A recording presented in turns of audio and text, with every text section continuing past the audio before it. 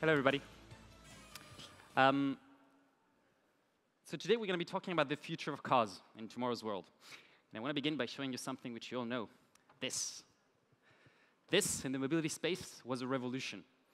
When you started using Google Maps, the way you actually moved in cities radically changed. Today, there are actually three things. There you go. There are three things that are changing the way you can move in cities. We no longer have only scooters, motorbikes, and cars. Now, there's new ways of using mobility devices, whether you share them or whether you ask for them. How many of you have already ordered My Taxi or an Uber here? Please raise your hands. All right. There's also ICT, of course, and big data. How many of you have used itinerary calculators like CD Mapper or perhaps Move It? Great. And finally, there's new power for mobility devices, whether it's electric, hydrogen, and soon also new sources of powers. This is changing the landscape, and it's basically giving birth to this whole series of solutions, which I'm sure most of you have already used. So why do we keep using individual cars? That's the key question today. Actually, I do wonder, why does the IAA's new mobility whole is so small compared to the individual part of the show? It's a real question for me. And in today's panel, we are going to be talking about the future of car. The Institut Montaigne conducted a very, very comprehensive survey across 3 countries that gives an excellent snapshot of how people currently perceive cars today. And I encourage you actually all to take a look at it, because it's a great way to start thinking about what the role of cars is going to be about, in tomorrow. My name is Cristian Santibanez. I am an independent consulting working on urban innovation, on mobility, as well as data. I'm also a university lecturer on startups and the urban opportunity, and an entrepreneur. I've actually run 3 businesses already on the mobility and on the urban space. I'm also, of course, an engaged citizen, as you can probably tell, and a change advocate. Today, the discussion is going to be, among the 3 of us, Guillaume, who works for Kantar, and is their global automotive practice lead, and Rémi Conibert couldn't be here today, so Victor Poirier is going to be talking for the Institut Montaigne. He's their policy officer and has been following this report very closely. So, as I was saying before, the discussion is going to be about the role that cars play today and the role that they could play tomorrow.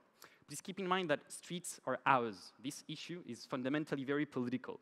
And so there's a bunch of recommendations that the Institut Montaigne actually pushed forward to policy decision makers, and that's actually where I'd like the discussion to begin. I actually have a question for both of you. If you had one message to share with the people here, what would that be? Well, I think the first thing that is very important when it comes to understanding the landscape and how the people I would say connect, react, create some connection with the mobility device that they can use. I think there's 2 things that are very important to keep in mind. The first one is to say, okay, individual mobility is all about functionality. It's about moving from A to B in a most appropriate way in terms of comfort, in terms of speed, in terms of reliability of the service, in terms of security and safety. And the second very important thing is about the emotional connection that the people may have with the different mobility tools that they can use. So I think sometimes we tend to forget that beyond the functionality, we also are humans with heart, and we really express a lot of feelings when we, for instance, we drive a car, when we are using a bicycle, something like that, to enjoy the sceneries around us and things like that. So there's always a sense of freedom. There is always a sense of self-pleasure and things like that. So the important thing is to think about not only about what our heart is saying, but also what our reason is saying. Brain, heart, and I think the evolution of mobility for tomorrow will be very much about the right combination between the functionality of the transportation as well as the emotion, the more emotional side of the transportation. So that's I think, an important thing to bear in mind for all the actors of mobility. Would there be officer in terms of public policies? Would there be player in the area of mobility like OEMs, so car manufacturers, or also public transportation? Or would there be also individual like you, like me, when we have to make a choice in terms of how we move from A to B? Mm-hmm. What about you, Victor? If you had one message to share with the audience, what would that be? The first message, I'm kind of sick, so I'm very sorry if I make cough noises. But so the Institut Montaigne is a think tank, and our main policy is to address directly challenges for policymakers. So I guess our key challenges would be today what can we tell to policymakers to make sure that mobility is ensured and is sustainable? We have 3 different messages that we would like to address to the policymakers. The first one is you have to listen to the citizens when you implement a policy. We believe that it is not always the case that policies are disconnected from the reality of citizens' everyday life. That's why we conducted a survey with Kantar in order to understand all the habits in terms of mobility from the citizens. Mm-hmm. The second one is don't be afraid to use new technologies for policymakers. We can see on all the stands that technologies are widely used inside the cars, but our role as a think tank is to show that we can also use technologies to implement policies. I will talk about it later, but technologies are a really good way to regulate mobility. Okay. And the third point, I believe, is experimentation. It's key. In France, we have some lack of experimentation compared to Germany. So we don't have to be afraid. We just have to try and try. If it doesn't work, you stop. But experimentation is the only way to ensure that mobility is good for everyone. Okay. I actually wanted both of you to react a little bit on how people move. I'm assuming actually that people here, for most of you, are actually car lovers. How many of you are actually car fans? Do you mind telling us? Actually, less than I thought. Last year, I conducted a field research in Paris, actually, to understand a little bit better the mentalities and the behaviors of people that go on streets. We found out, actually, that there was a bunch of different profiles. There's co-commuters, people who really enjoy to just share a mobility experience. There's early adopters, people who really like into new techs, new gadgets, new things that they can use to move around. There's eco-conscious people who really care a lot about what's going to be the environmental impact when they move around. There's flexi-mobiles, people who are actually focused on efficiency, really trying to save time and move around in affordable ways as well. Metropolitans who are just very dependent on one way to move, whether it's the subway or one specific bus line. And then there's also unimodals who actually just embrace one thing because they love it. So Guillaume, these are urban figures, but what about the broader picture? What picture does the survey paint on people and how people move? Yeah, okay. So the thing, just for you to understand, we've conducted a research. So we interview people who move from A to B, who are commuters like every one of us. We interviewed them in France, in Germany, and in California. And the objective of that study that we ran for Institut Montaigne was really to understand, in terms of consumer point of view, what about the mobility, what kind of expectation they have, how they move today, how they are inspired to move tomorrow. And the very first insight is that, as you mentioned, Cristian, is that people are really, really, even today, car dependent. So you can see on the slide, sorry, I just go stand. So you can see 3 figures here. This is the percentage of people who live in households who has at least one car in the household. And you can see that for the 3 regions, so Germany, France, and California, this is about 95% of the population who live in households where a car is present. So which means that definitely the car is at the heart of the ecosystem of the mobility. The second interesting insight here is that if we look at how many households have more than one car, and we know that more than one car starts to be, create a lot of cars in the street, a lot of traffic, potentially a lot of space, parking space that is required for those cars. And interestingly, you can see that there is a slight difference between California, and you know that the urban organization in California is fairly different from the urban organization in Europe. And you can see in California, it's about 65% of the households where there is at least 2 cars. So coming back to the point that Cristian made earlier, it's true that if we want to calculate the utilization rate, so how often those cars are used, we can see this something that is a little bit weird, because there's a lot of cars, none of them are very used intensively. The second thing interesting here, you can see that in Germany, it's a little bit less. It's about 30% of the households where there are 2 cars or more. And the last question that we ask on this specific topic is, how keen are you as an individual to consider just giving up your car as a tool, as a transportation tool that you own?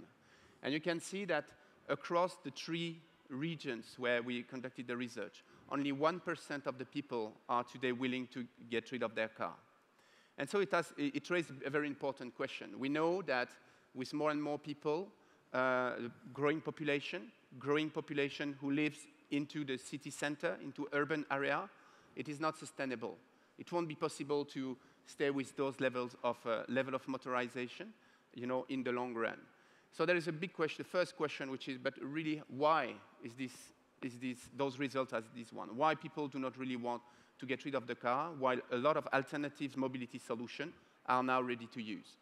And I think the answer comes from 2 or 3 elements. But before that, I would like also to make a point on, beyond car, what are the other elements, what are the other transportation tools that are weekly used by people?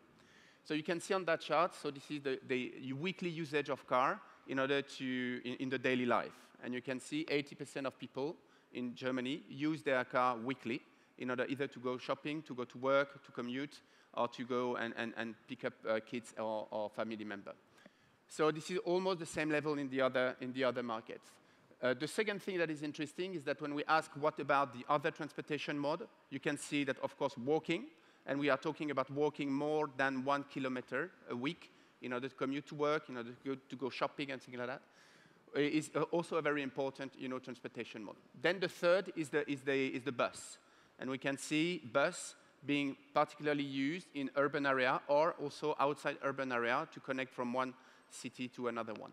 And then we can see also, after that, we've got almost at parity the rail, the train, which is about 30% of people use weekly in Germany.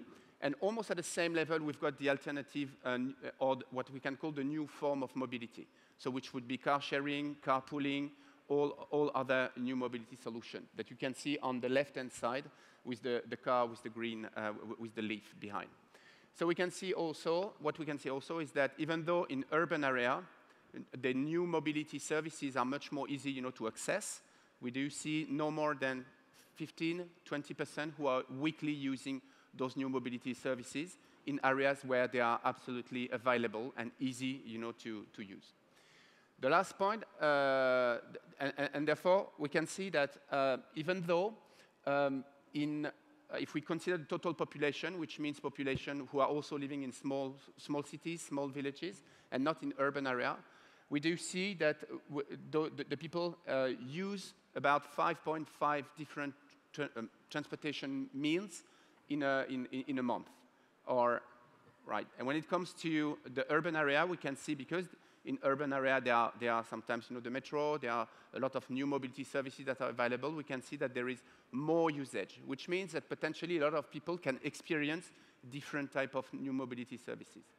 And interestingly, when it comes to the weekly usage, we can see almost a similar level, which means that it's not because we live in urban area that we massively use much more different types of mobility, especially the alternative mobility tools. So that's also something where we can see that there should be also a lot of margin for progress, and there would be a lot of fluidity in our cities when the people will use more those new mobility services. So why do we see that car still dominates the economy or the ecosystem of individual transportation? The first thing is that about 40% of the respondents mentioned that they have no other choice. When they mean they have no other choice, sometimes it's not true. When we see, for instance, in urban area that about a third of the respondents say, I have no other choice. It's not true, because they can go to the metro station, they can go to the bus station. But when I mean it's not true, it's because it doesn't match their expectation in terms of comfort, in terms of pleasure, in terms of commodity. I don't want to walk probably one kilometer, 1 mile in order to reach a public transportation station. So that it's not just about the functionality. And we can see here very clearly, when we ask the respondent to associate some adjective or to associate some feelings with cars, we can see that 75% of people associate car with very positive dimension, which are linked to the freedom, which are linked to the pleasure, and a certain form of independence, their own independence in the way they move. It's quite interesting to see also that on the bottom part of the chart, you can see the other dimension, and you can see the negative association are not very, very important in terms of how many people mention some negative aspect with the individual cars. A little bit of people, 2-3% still consider spontaneously this is a constraint, but it's not a lot. If we consider the financial burden that it may represent, if we consider also all the issues we have in terms of parking the cars and things like that, only 2% of the respondents still mention it is a constraint for them. The second interesting thing is it's a source of expenses. About 16% of the respondents mentioned that, which is one respondent out of 6. And interestingly, it doesn't represent a massive issue, even though we know that the cost for a household, the cost of owning, maintaining a car is very important. And we know that using alternative transportation modes is far less expensive. But still now, we do see that the people are very much, there is a strong bonding between their own car and themselves. So which is one of the main reasons why we do see still now a very high level of usage of the car for individual mobility. I must say, I find it plain insane.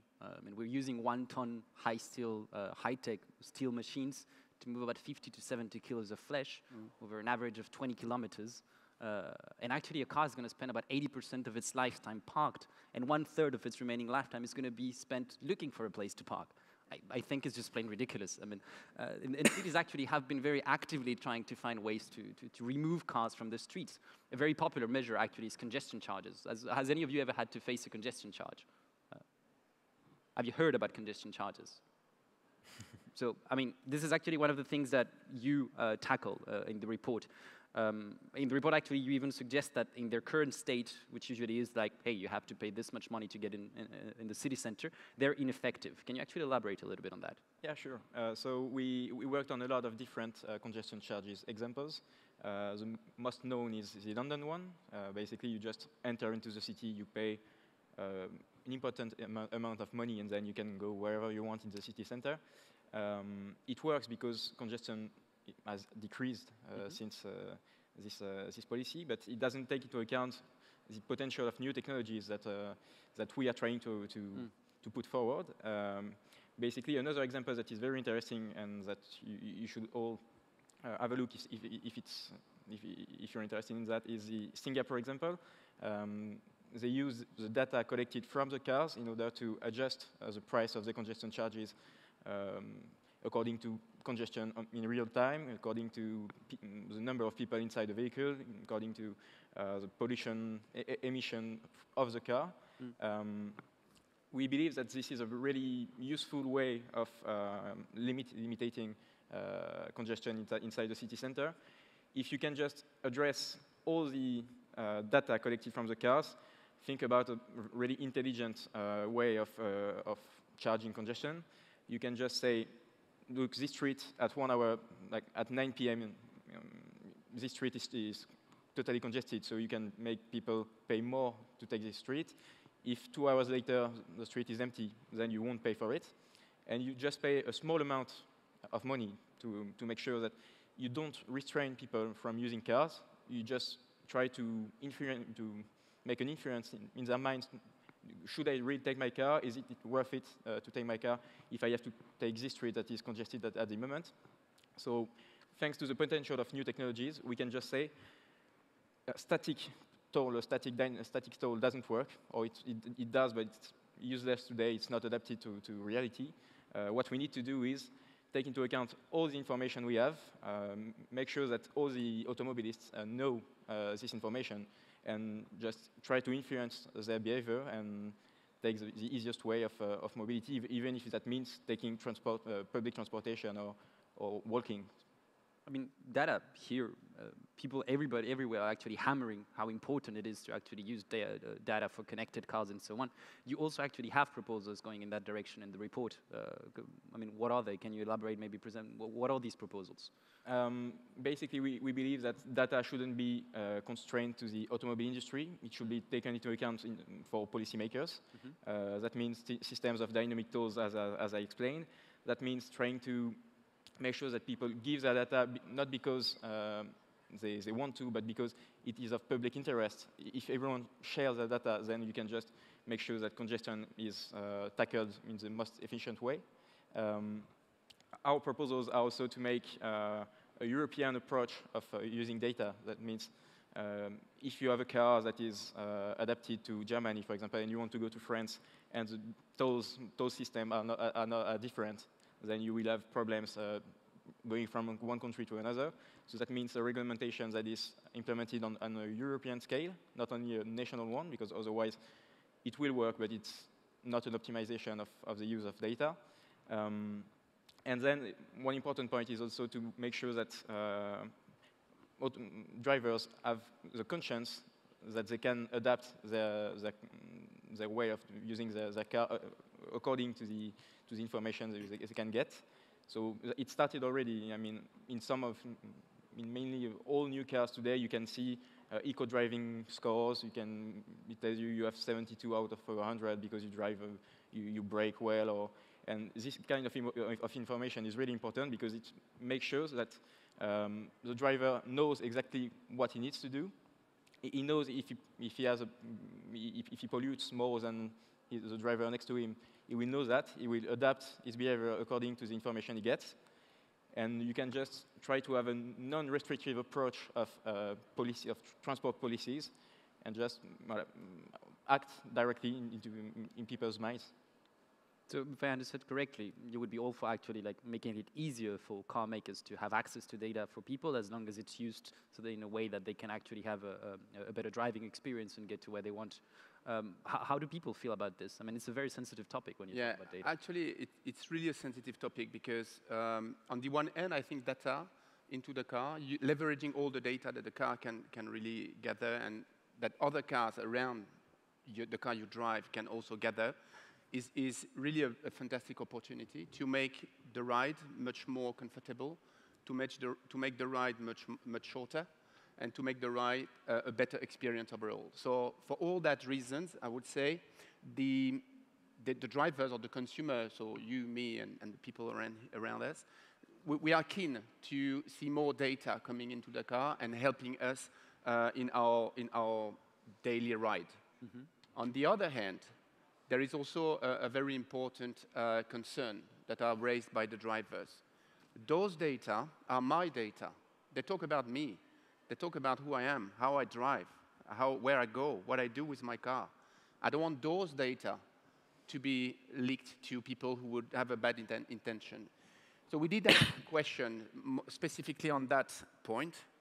And if you can see, this is a more general question about how the people feel about the future of the autonomous car.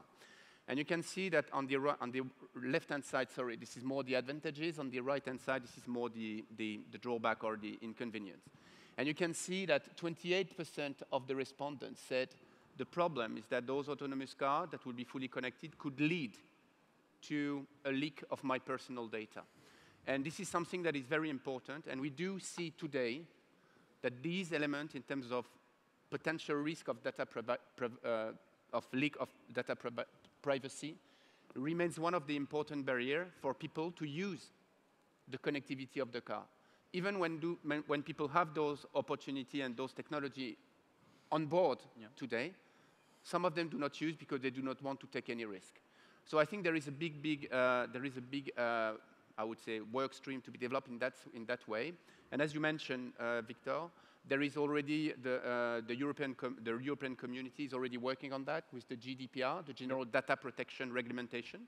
That will be very serious. Mm. And we know that this regulation should help the people to accept the more usage of the data in car.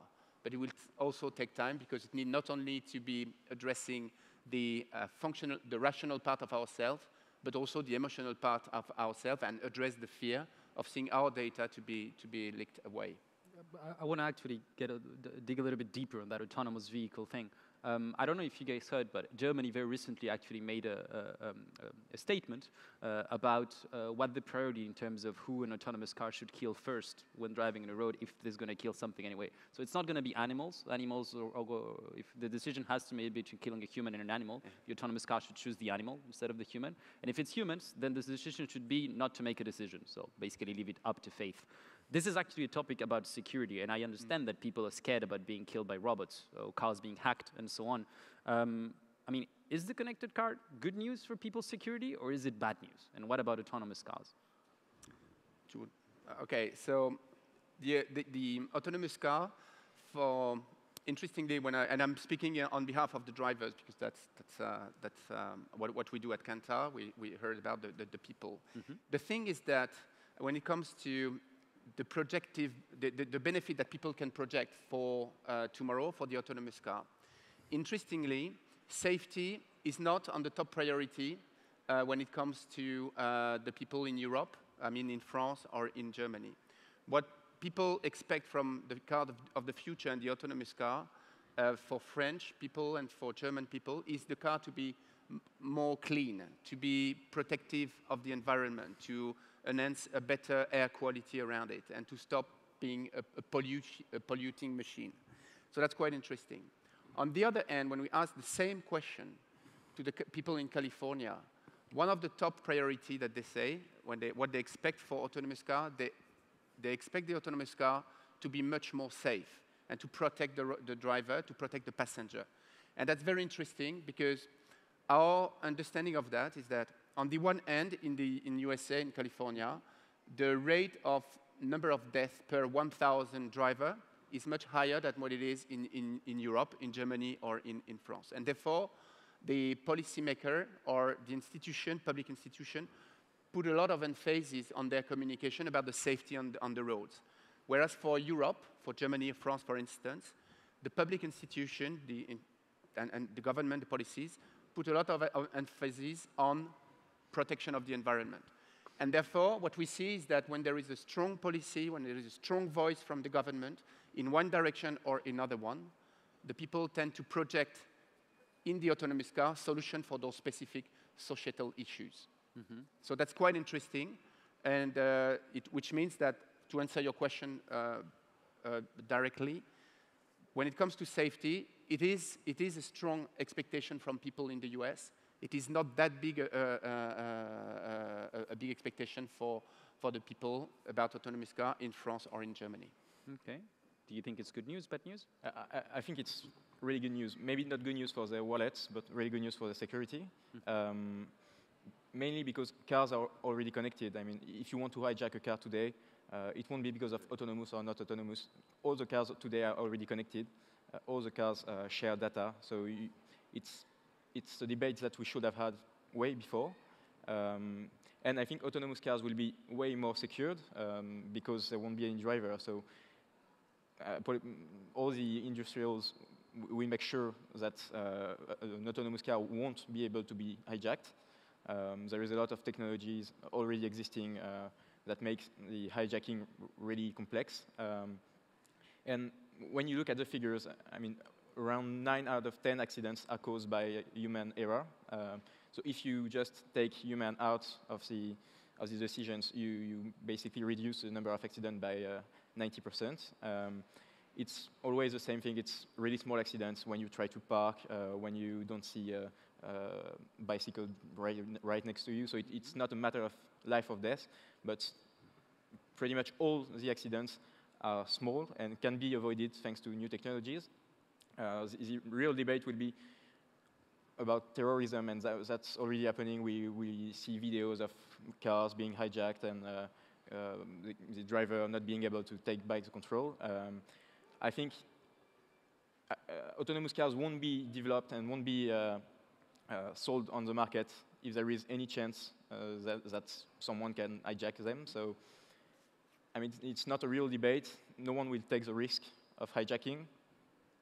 It may just take a lot of time to arrive into the market, but once they're on the roads, it means that there is no more risk. Okay. I mean, if you take autonomous cars, you add to the equation all the solutions that are actually here. I mean, the picture that this is painting about the future, you know, is really nice. I find it very inspiring. It's about people actually being on the streets, using several devices, being able to call a car very quickly and just hop on it. So for me, again, this is really, really inspiring. I mean, what about you? What do you think are the most promising solutions that are being developed right now in the mobility space, using perhaps autonomous technology or not? And which ones do you think are the best that people could use, considering, of course, other alternatives to individual car ownership? Why? Okay, maybe just before answering that specific question, I would like to add one point. as we've seen, especially in Europe, in the US, people are still very attached to their car and to all the symbolism that are attached to the fact of owning a car that you can use when you want, to do what you want. And this is a space of personal liberty. This is your personal freedom. And so I think one of the very important things for the car makers in order to improve also safety on the road, to improve air pollution and things like that, is to take out from the driver some of the painful part of the driving. And so, for instance, in the traffic, it's not very pleasurable to drive. So, okay, the machine or the car can take this burden, and you can do something different. You can do something else without being really bored by having to drive in the traffic. Same thing on the long highways, road and things like that. So, every single thing that is, for the time being, a kind of pain point for a driver can be easily replaced by the autonomous car. However, on the other hand, as we mentioned before, there's still a strong emotional bonding between the car and the drivers. And so I don't think people will very quickly accept they won't accept the car to replace every part of the driving. The pleasurable part of the driving, the driver will want to continue to have this thing. The painful part of the driving, yes, they will quickly switch to the autonomous function of the car. So I think it's very much about a progressive evolution. Okay. So this is when we talk about just the car itself. In terms of alternative solution, I think there is not just one good solution or one bad solution or one solution that is better than the other. I do feel that there is a lot of, I would say, smart combination between clean autonomous car, between bicycle you can rent, between car sharing, between public transportation. And this is the smart combination of those different solutions that will really represent good solutions. And if we think about, for instance, some cities like London or like Singapore as an example, this is the very good example of fair and very smart combination of all the different, I would say, mobility solution provider that represent the future of the smart cities. Okay. What about you? Car sharing, for example, is necessary. If everyone takes an autonomous car and goes to the city centers, there will be way more congestion. So you can't just say autonomous car is a solution if you don't use it with an alternative such as car sharing. I think autonomous car also has a really big impact on public policies and on public transportation. It may be one of the first advances on this issue will be, for example, small vans, public vans. That's one of the proposals of our report. It's to use a lot of lines, a lot of transportation lines are not profitable, especially in France. You have a lot of zones that are just not covered by public transportation or covered, but only for a few, 3, 4, 5% taking a bus of 30 people. So it's not useful anymore. What you can do now is adapt your transportation offer to the number of people that needs them. So basically, you can just say, I won't take a bus to transport people. You can just take a van of 5, 6, 7 places and use it as a bus. And once autonomous technology will be delivered, it will mean you can just go out of your house and take this van, and it will be used as a taxi. And I think public transportation will be the most affected sector. Maybe in the years to come, it will be even before individual use of autonomous car, because there is still a lot of risk, mainly when you think about the cohabitation of traditional cars and autonomous cars. Today, we don't really know how it's going to happen. The good thing with public transportation is that you can basically just develop one way specifically for autonomous public transportation. So as a think tank, we do believe that public transport will be the most affected. I mean, there have been a couple of solutions of like minivans that are like on demand and that adapt their trajectory around the world. An example I can think of is Bridge in the USA, but they went bankrupt. I think it's different because it's a private initiative. Once you put it into the public debate, it may not be profitable for the state, but it will be less costly than all the transports that we are using in France, for example. It costs a lot every year. I don't have numbers, but it's astronomical. So if you just think about a public initiative, then it won't be profitable. They won't make millions out of it, but at least they will have a better solution to offer to their citizens. It may be the most important point.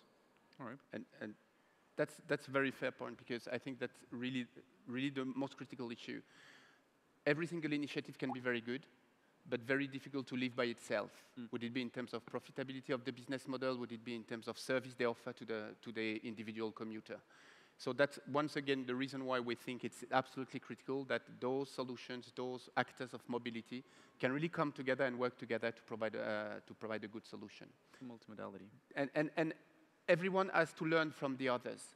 Just to give you an example, in the research we asked to the commuters, okay, to rate on different criteria the different transportation mode. When it comes to car sharing, carpooling, everybody said, okay, that's very convenient, no question about that. It's sometimes more convenient than just having his own car, because we don't have to look for a parking slot and go around, the area where we want to stop to find a available parking slot. So convenience is good. Cost is also seen as a good advantage of car sharing, carpooling, and things like that. You don't have to support the financial burden of buying a car, maintaining a car, blah, blah, blah. But when it comes to all the more, I would say, soft or emotional dimensions, none of the new mobility services today can really compete with individual car. When it comes to comfort of the drive, when it comes to the feeling that we have when we are inside those new mobility systems, and all the emotional dimension, for the time being, the new mobility services do not really address the people's needs. And that's the reason why I think the new mobility services company, they can learn from what makes an enjoyable ride in a car, in a private car. What are the elements that really create this bonding and this positive feeling of a people being in his own car? They can learn from those I would say, experience and bring that into the service that they offer. So that's the reason why I think there is a lot of opportunity for the industry of mobility to learn and to accelerate when people will be very much, when the actors will be really much working together. And to be honest, that's what we see when we look at how the mobility ecosystem is working. We do see manufacturers of cars who are now developing strong partnership or investing in new mobility services, applications, things like that. So I think the different territories are slowly, probably too slowly, merging together in order to provide a global solution. And public transportation should be part of it, of course. Okay. There's one other thing, actually, I would like to talk about before opening the floor for questions that I'm sure you're going to have. I want to talk about air pollution. I mean, of course, I'm going to talk about the elephant in the room, the Volkswagen scandal. That wasn't that long ago. I know I might get enemies out of this, but I personally would love for diesel to be just banned. I don't like the idea of breathing poison when I walk around. In the report, you actually say that imposing technological choices, such as saying, let's ban diesel, is bad. Why? We don't really say diesel is great. We just say that by imposing one technology over another, you just don't develop a spirit of competition, of innovation. What we believe in is a result-based approach. So basically, you just think you have to reach this number of gram of pollution per kilogram of car. You need to put numbers and not means, not saying you have to stop diesel, not saying you have to stop traditional cars. By saying you need to reach this number by the end of 2020, by the end of 2040, you just let people use all the technologies they want. And I think from the spirit of innovation, you will reach the optimization of technologies. That's the same thing, same debate about electric or hydrogen vehicles. In France, you have a lot of electric infrastructures that have been developed. Hydrogen is, you can't, I think there is one infrastructure of hydrogen in Paris, and that's it. So you have already, the public authorities have already made the choice between electric and hydrogen. We believe that it's not a good way of thinking, because we don't know what will be the technology of tomorrow yet. We have some thoughts about it, and I mean, when you look at all the cars, you can see electricity everywhere, but it doesn't mean that it is the best solution, or we don't know it yet. And you shouldn't constrain solutions or diesel or electricity. You just need to say, all these technologies are available, which ones are the most effective, and you say to car manufacturers, you have this objective to reach, do whatever you want with it, but you have a result to reach. That's our approach. I don't know if it's, from the scandal about diesel, it may be difficult to argue on this point, but if you take a broader perspective, I think that's the best way to optimize pollution in the city. Okay. How do people feel about air pollution? Well, I think there's something quite fascinating because everybody, you know, feel concerned about the environment, feel concerned about the air we breathe and the air our children are breathing. So when we talk about, when we ask the people whether they feel concerned about the environment and the pollution and the impact of cars or vehicles overall on this pollution, everybody says, yeah, that's a very important topic, and we need to do something about it. Really, we need to do something about it. But then when we ask the question, okay, so what are you ready to do, and who should be doing something? First, okay, the manufacturers of mobility solutions, car makers, public transportation makers, new mobility services providers, things like that. That's the first, I would say, entities where the people expect, you know, to create something for a better life. Second, government, public institution. And third, but far below, myself. It's very interesting because on the one hand, everyone is really concerned about, we need to do something about the environment. But when it comes to our individual life, whether we are willing to pay extra to have a car that is fully clean, or to have a lower range for our cars because we use a fully electric one, we are not ready to make it as individual. And so I think one of the very important things here for the public institution and the government is to try to find a way to motivate people to change the individual behavior without having to face those individual human complexity. I give you an example. We know that for the big change in society, like sorting the trash bin, there need to be three things very important. The first one is that everybody needs to feel there is urgency to do something. For when it comes to air pollution in city, there is a big consensus on that. Everybody thinks it's true. The second thing, you need to have an offer. If we think about, you know, a clean car offer today, it's still very limited. Just to give my example, I've got numerous kids and I need a 7-seat car. I really cannot buy a 7-seat fully electric that will address my specific functional needs. And third, we need to have also an offer that is attractive.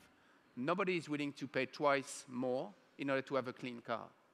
So which means that nobody is willing to accept to have to make a stop by about 3 hours when they go from one city to another one just to recharge the battery of the car.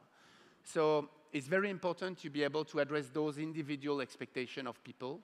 And as soon as the offer will be more expanded, as soon as some of the key barriers of the, I would say, functional dimension, functional issues of for instance, the clean car will be addressed, I think we will see the takeoff of those new and clean mobility. But I think that's quite important for everyone, you know, who's working on that topic to have in mind that there is three important steps: consensus, offer, and attractiveness of the offer. Okay. We have another 15 minutes, roughly. Actually, I think this is a good conversation and a good beginning to get questions from the audience. So please, if you do have questions, raise your hands. I don't know if there's a microphone going around. If not, I'll just repeat the question so everybody can hear it. Does anybody here have a question that they would like to ask our panelists here? If not, I do have actually more questions. That's great. So you mentioned earlier, Victor, the new general protection data regulation that is coming in Europe. So today we're talking about the future of cars. I know that in the artificial intelligence world, this is actually that people have not been looking at a lot and the consequences it's going to have.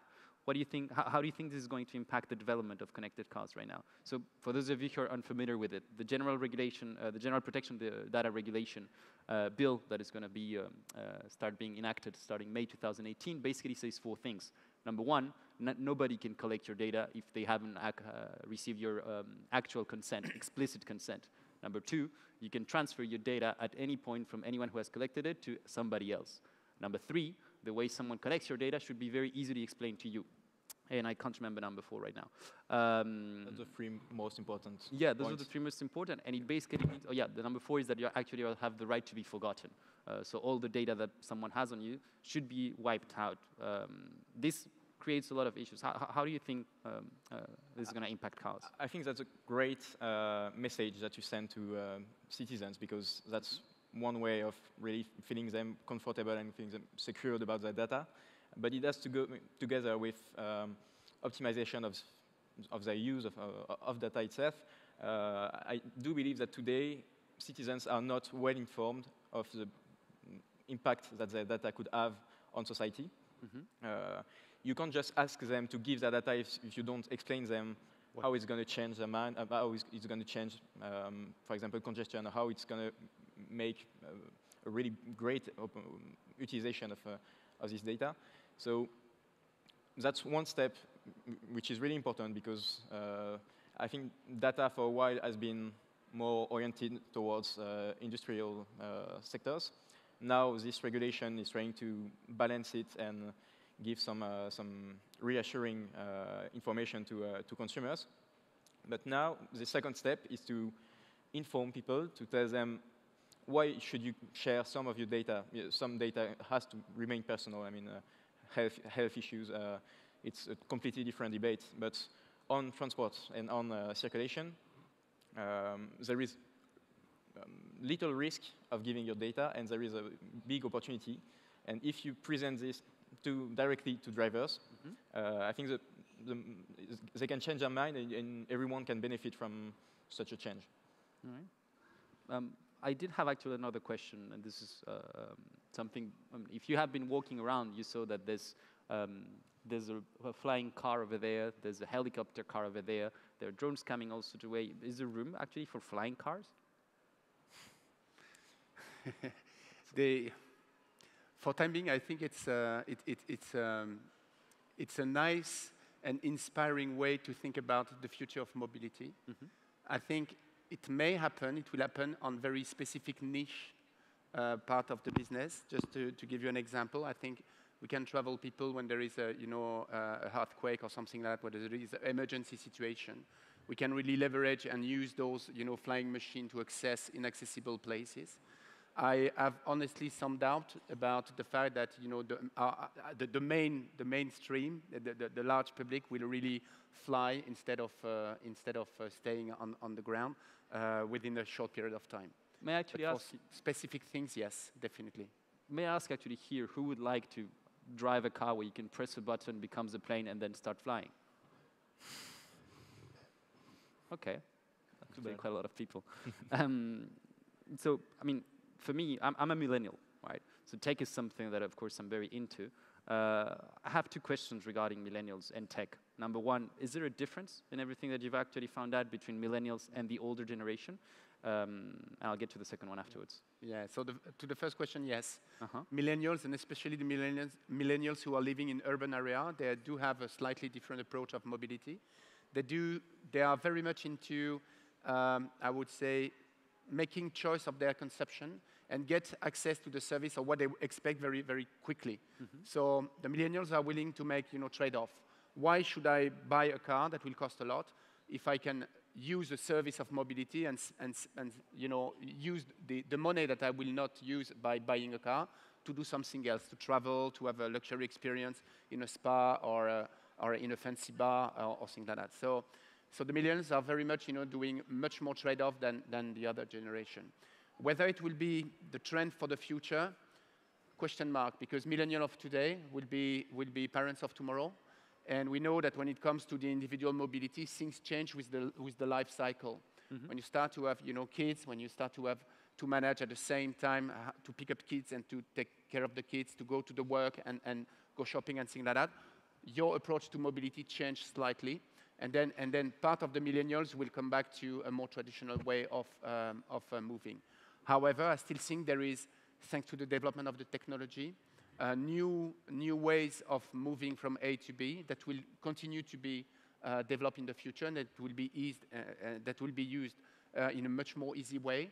So I still think that what has been initiated by the millennials in terms of trade-off and being being much more flexible in the choice for mobility solution, we'll see part of that being sustainable development in the future. So yeah, they are different today. Part of them will stay different in the future and will pave the way for a very different mobility. But part of them will also come back to a more traditional way of moving. Are there any suggestions in the report going in that direction? One important thing to have in mind is we have had a huge economic crisis, and now young generations are one of the most affected by poverty, and passing your driving license costs a lot. So sometimes it's by choice. You choose not to have your driving license because you have other alternatives.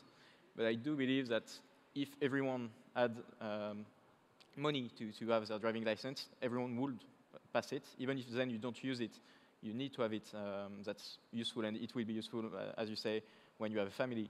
So I think there is a real tendency of decreasing numbers of driving licenses because you have more alternatives, such as car sharing, such as Uber. But you also have to bear in mind that the period is different from 20 years ago.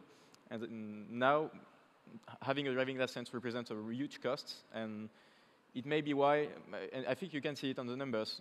Usually, 20 years ago, people used to pass their driving license around 18, 19.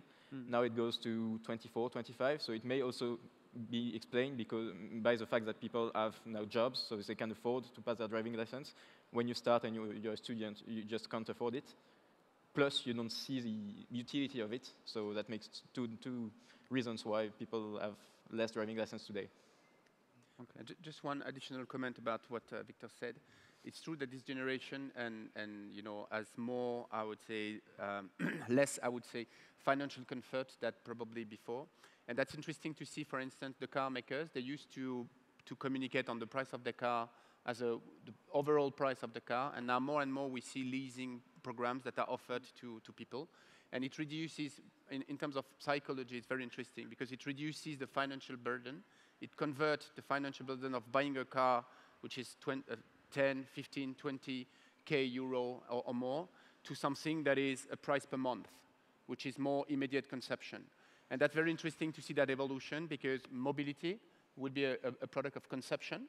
So the new mobility services are very much you pay when you use. And for a car, so now the car makers tend to introduce the idea of the cost of a car is a monthly cost. It's not a full one-off price that is very, very high and very expensive. So that's very interesting to address the new expectation of the millennials and the issues they face in terms of economic and financial things.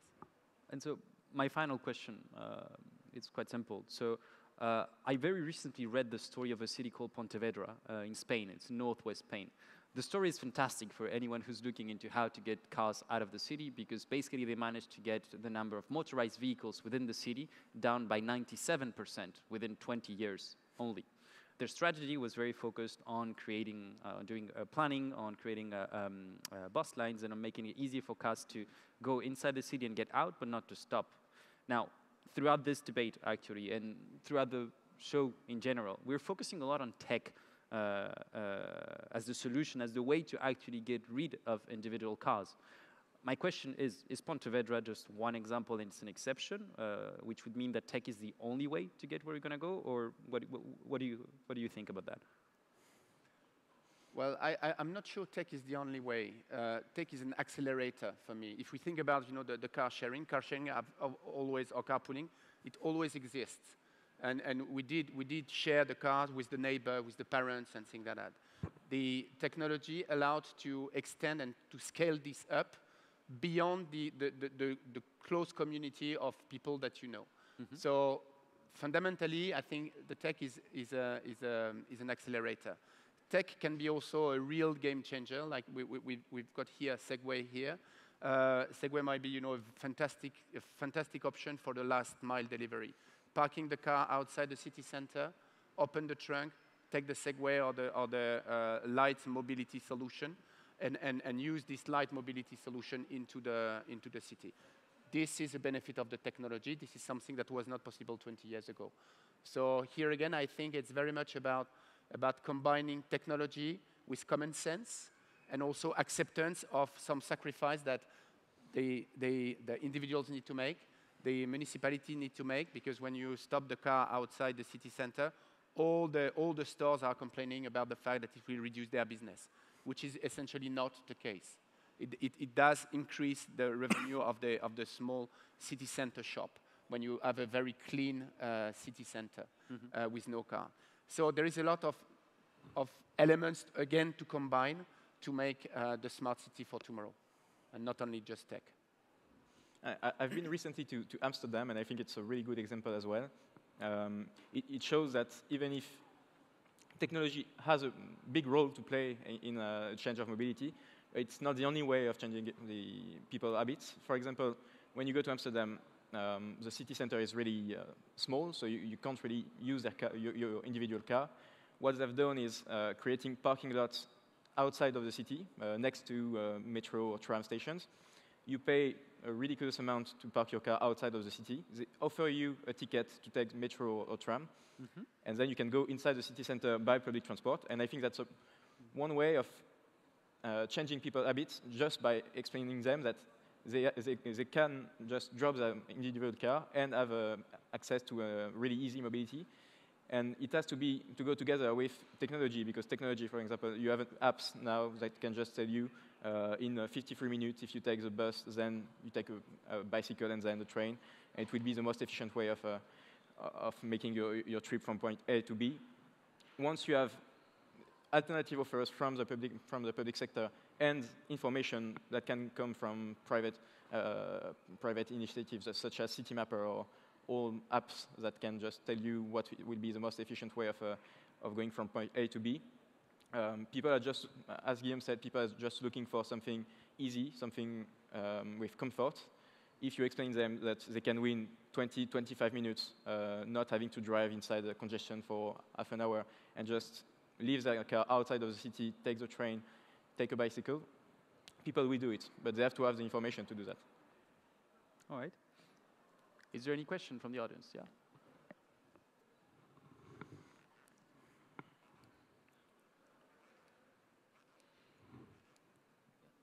Hello? Yeah, Victor. Hi. My question is regarding the policy makers, as in how is their preparedness with the change in the mobility world? Let's say Segway today is not clear whether it's a gray area, whether we can use it, what are the rules?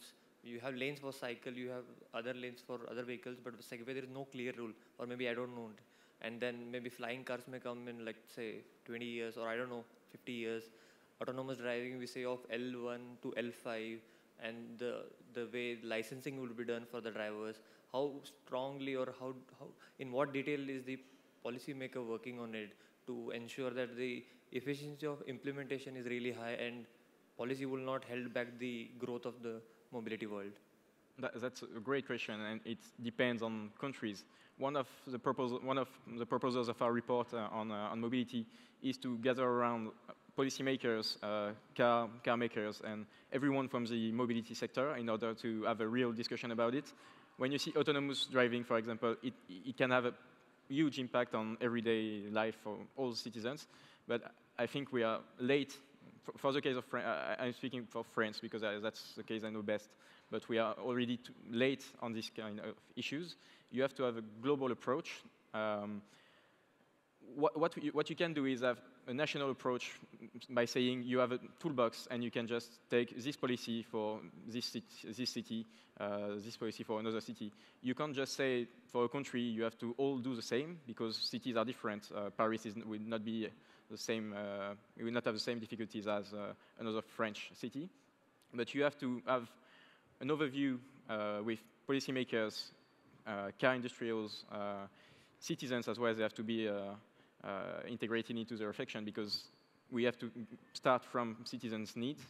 And I think that's a great point, and all governments should already work on this issue. I think that the USA and Germany have already started some reflection about it, but all countries, and especially emerging markets as well, emerging countries that have public transportation offers that are less developed, have way more opportunities to focus on technologies. They don't have to rewrite everything. They can start from scratch and say, we will use technology in all our offers. It's easy to say it. Now, our work and my work is to go to see policymakers and tell them, well, we've talked about it, now let's act. And just to complete what Victor said, there is one thing extremely critical to make successful those evolution of the city center. This is the political drive. If you take the example of London, Boris Johnson has a lot of pros and cons and blah blah blah, but he was very serious about making London a smart city and a nice city for the people to move in. Same thing, I think, I don't remember whether it's Bogota but in South America there is also one big capital that is extremely advanced in terms of smart mobility, and I suspect that the example you gave in Spain is also driven very strongly by one political wish. And so I think to bring all the people together, exactly as Victor mentioned, you need a very strong political drive. And it's very difficult to have at the national level. And so that's the reason why in most of the cases we do see very strong progress made in one specific city, and every time there is a very strong political guy behind that to really push and to make things happen. On that note, I want to thank you all. We have run out of time. Thank you very much to New Mobility World for hosting the panel. Thank you very much for having shared this conversation with us. And a round of applause. Thank you. Thank you very much. Thank you.